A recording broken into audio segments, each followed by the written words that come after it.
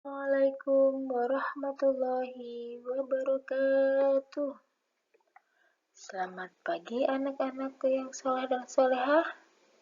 Bagaimana kabar kalian hari ini? Tentunya baik-baik saja, bukan? Sebelum kita mulai pembelajaran kita, marilah bersama-sama kita mengucapkan lafal basmalah. Bismillahirrahmanirrahim. Baiklah anak-anakku, kali ini yang akan kita bahas adalah tentang sejarah perkembangan Islam pada masa Khulafaur Rasyidin. Dalam pembahasan ini, kita akan melihat beberapa konsep yang berada di depan kalian. Yang pertama adalah gaya kepemimpinan Khulafaur Rasyidin, prestasi-prestasi yang dicapai oleh Khulafaur Rasyidin, mengambil ibrah dari prestasi-prestasi yang dicapai oleh Khulafaur Rasyidin, dan yang terakhir adalah meneladani gaya kepemimpinan Khulafaur Rasyidin. Untuk materi yang pertama yang akan kita bahas adalah tentang gaya kepemimpinan Khulafaur Rasyidin. Setelah Rasulullah SAW wafat, kepemimpinan dilanjutkan oleh umat Islam yang dipercayakan kepada Khulafaur Rasyidin. Ada yang tahu apa itu Khulafaur Rasyidin? Khulafaur Rasyidin berarti pemimpin-pemimpin yang mendapat petunjuk dari Allah Subhanahu wa Ta'ala. Yang termasuk dalam Khulafaur Rasyidin terdiri dari Abu Bakar As-Siddiq, Umar bin Khattab, Utsman bin Affan, dan Ali bin Abi Thalib. Para Khulafaur Rasyidin memimpin dengan demokratis, karismatik, adil, arif, dan bijaksana. Segala keputusan khalifah diambil dari hasil musyawarah atau hasil yang sudah disepakati oleh beberapa sahabat. Banyak jasa, kebaikan, dan prestasi yang diraih selama mereka menjabat sebagai khalifah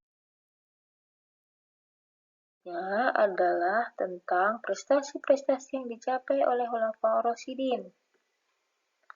Nah, di sini ada yang tahu gambar siapakah ini?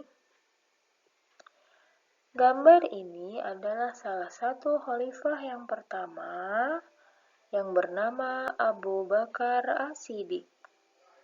Beliau menjadi khalifah dari tahun 11 hingga 13 Hijriah atau 632 hingga 634 Masehi. Kaum muslimin mengalami guncangan dan permasalahan setelah Nabi Muhammad SAW wafat. Kaum muslimin bermusyawarah mencari sosok pemimpin umat Islam setelah Nabi Muhammad SAW wafat. Kemudian, Abu Bakar As-Siddiq terpilih sebagai khalifah menggantikan Rasulullah SAW. Umar bin Khattab membaiat Abu Bakar sebagai khalifah di Masjid Nabi. Prestasi-prestasi Khalifah Abu Bakar As-Siddiq di sini terdiri dari beberapa hal yang harus kalian perhatikan. Yang pertama adalah menyebarkan agama hingga ke Syam. Yang kedua, memberantas kaum murtad. Yang ketiga, menguasai Persia. Yang keempat adalah tentang kodifikasi pembukuan Al-Quran.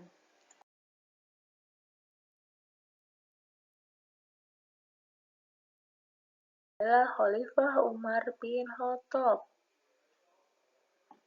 Abu Bakar As-Siddiq bermusyawarah dengan beberapa tokoh kaum muslimin ketika beliau jatuh sakit tentang kepemimpinan umat Islam setelahnya.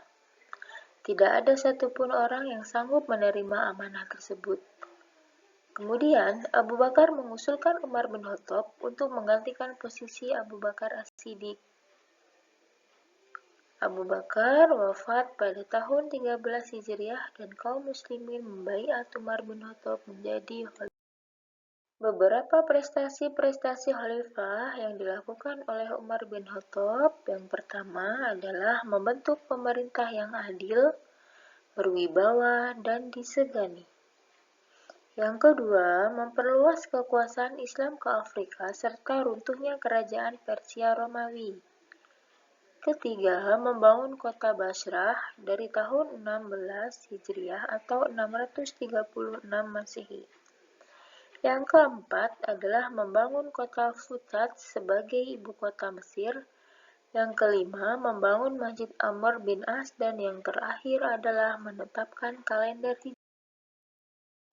Wafatnya Umar bin Khattab tahun 23 Hijriah atau 644 Masehi. Khalifah Umar bin Khattab meninggal akibat sebuah persekongkolan yang dirancang musuh-musuh Islam dari kalangan Yahudi dan Persia. Umar meninggal karena dibunuh ketika melakukan sholat subuh. Umar bin Khattab dibunuh Abu Lu'lu'ah, seorang mantan budak Persia. Beliau ditusuk dengan belati beracun. Khalifah yang ketiga adalah Khalifah Utsman bin Affan. Beliau menjabat sebagai khalifah dari tahun 23 hingga 35 Hijriah atau 644 hingga 656 Masehi. Utsman bin Affan, khalifah ketiga setelah Umar bin Khattab. Utsman merupakan saudagar kaya yang membantu visi dan misi Islam dengan hartanya. Khalifah Umar bin Khattab membentuk Majelis Syuro yang beranggotakan Ali bin Abi Thalib, Utsman bin Affan, Sa'ad bin Abi Waqqas, Abdurrahman bin Auf, Zubair bin Awam, dan Thalhah bin Ubaidillah. Tugas Majelis Syuro adalah menentukan khalifah jika Umar bin Khattab wafat. Setelah Umar bin Khattab meninggal dunia, diadakan musyawarah yang membahas tentang pemimpin setelah Umar. Berdasarkan hasil musyawarah menyatakan bahwa Utsman bin Affan sebagai khalifah menggantikan Umar bin Khattab tahun 23 Hijriah atau 644 Masehi. Beberapa prestasi-prestasi yang sudah dilakukan Utsman bin Affan yang pertama adalah menuntaskan penguasaan di Syam. Yang kedua adalah membangun armada laut. Yang ketiga, mempertahankan dan memperluas daerah Islam.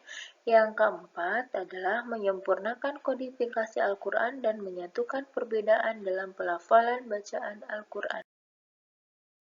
Utsman bin Affan banyak mengganti para gubernur yang tidak cocok dan kurang cakap dengan orang yang kredibel dari kalangan kerabatnya.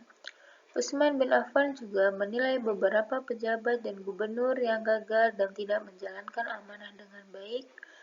Kegagalan para pejabat dimanfaatkan oleh Abdullah bin Saba, seorang Yahudi, untuk memberontak kepada khalifah. Abdullah bin Saba memprovokasi beberapa orang dan mengajukan beberapa tuntutan kepada Khalifah Utsman bin Affan, namun hal tersebut ditolak oleh beliau. Para pemberontak memasuki rumah Khalifah Utsman bin Affan.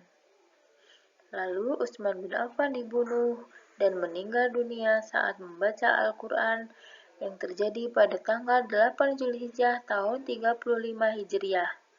Saat itu beliau berusia 82 tahun. Khalifah yang terakhir adalah Khalifah Ali bin Abi Thalib.